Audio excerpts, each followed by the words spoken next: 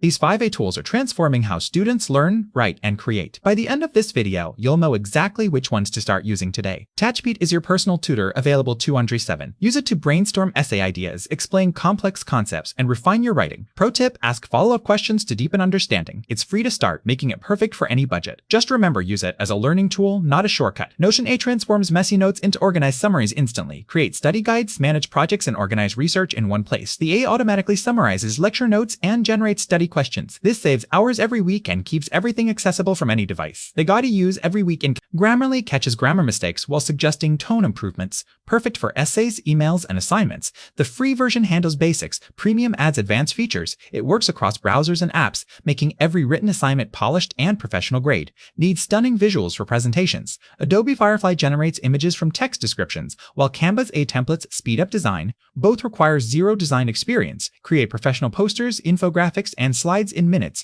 perfect for group projects and impressive submissions. Drop a comment telling us which tool you're trying first.